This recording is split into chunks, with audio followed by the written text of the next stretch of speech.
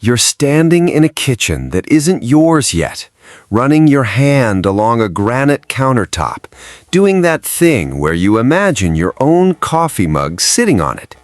The realtor's talking about appreciation like it's a guarantee stitched into the deed. Meanwhile, your buddy's in the driveway checking his phone, watching a number go up and down for no reason anyone can explain.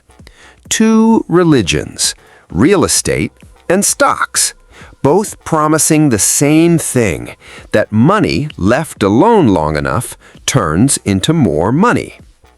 Real estate is the tangible one. You can touch it, live in it, rent it out, argue with your tenant about it at 11 p.m. Stocks are the invisible one, fractional ownership of a company's future guesses, sliced into shares, traded by strangers who've never met the CEO either. Here's the metaphor. Real estate is a tree. Stocks are weather. The tree grows slow, needs water, needs maintenance, and chopping it down gets you a one-time payout. Weather changes by the hour, costs nothing to watch, and floods your yard or skips your house entirely. No maintenance required either way. Let's do the real math. Say you buy a $400,000 house, put 20% down, $80,000 out of pocket, and it appreciates a modest 4% a year. 10 years later, roughly $592,000 on paper. Subtract property tax, insurance, repairs, and mortgage interest, and the real return lands closer to 6 to 7% annually once leverage is doing its job. And that's assuming nothing breaks, which something always breaks. Take that same $80,000, dump it in an S&P 500 index fund, historically about 10% a year before inflation. 10 years later, roughly $207,000. No tenants, no busted water heater, no 2 a.m. calls. Also, no bank handing you 4 times your down payment to buy shares like they will for a house. That was never about which asset performs better. It was about who's willing to loan you money to bet bigger. Leverage. Leverage is the part nobody explains, right? So let's actually break it down. A mortgage lets you control an asset 4 or 5 times bigger than your actual cash. The bank's money is doing most of the lifting, and you get 100% of the appreciation on their dollar. That's why a modest 4% gain on the house translates into something closer to 20% return on your actual $80,000. The growth happens on the full $400,000, not just your slice. Stocks don't hand you that deal.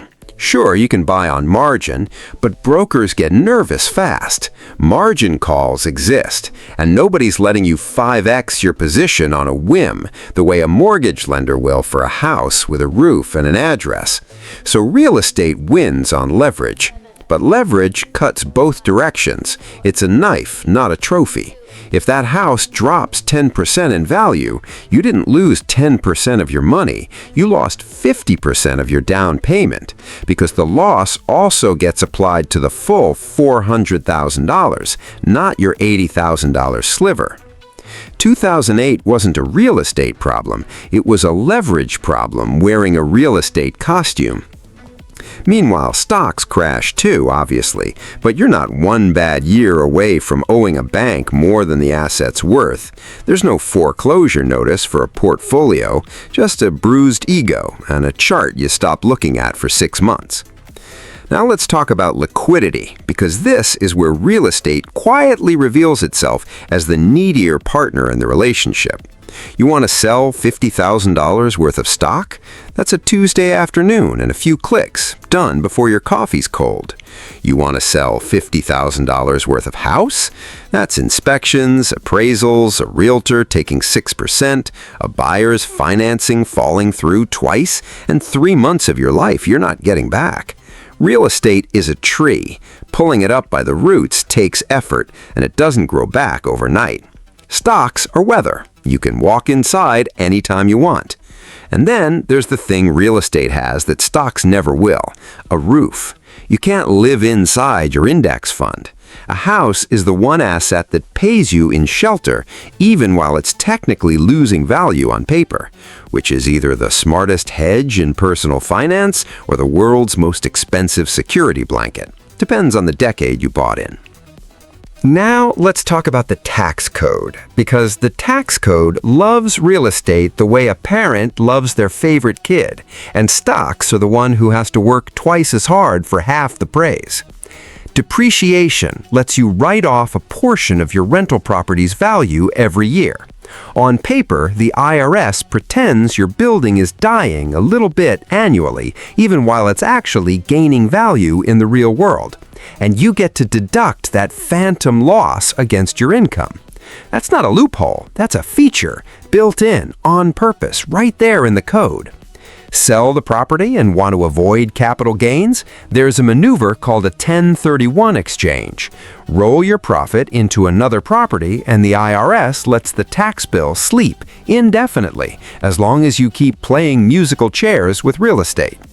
Stocks get a version of this, long-term capital gains rates if you hold over a year, but there's no depreciation fairy tale, no exchange trick, just you and the tax bill, face to face, no chaperone.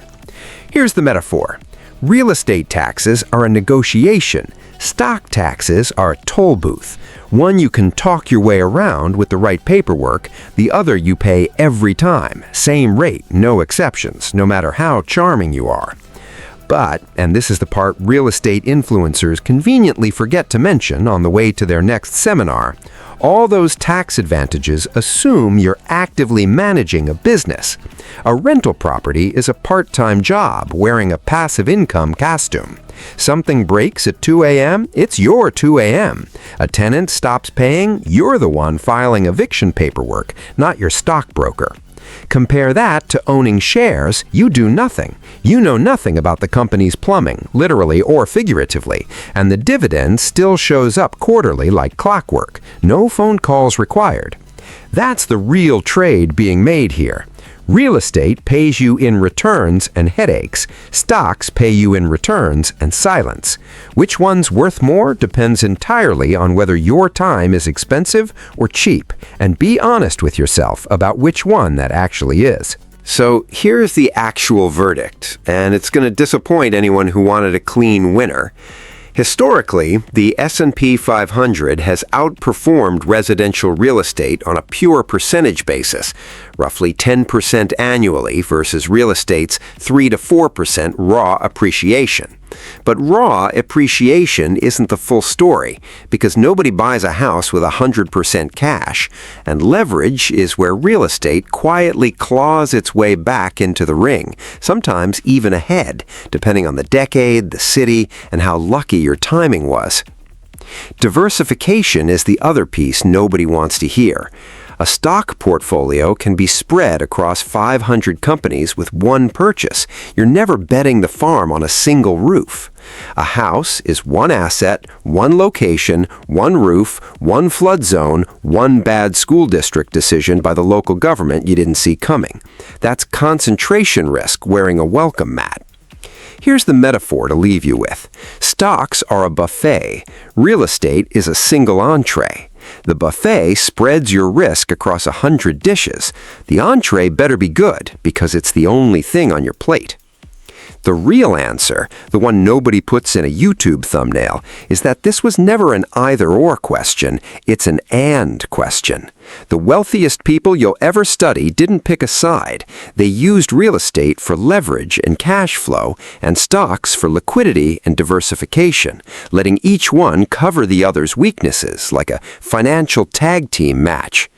Owning a home isn't just an investment, it's also just shelter, which stocks can't give you no matter how well the portfolio performs.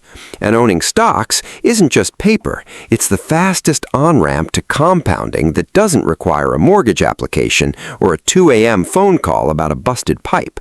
Pick both, weighted to your actual life, not to whoever's selling a course.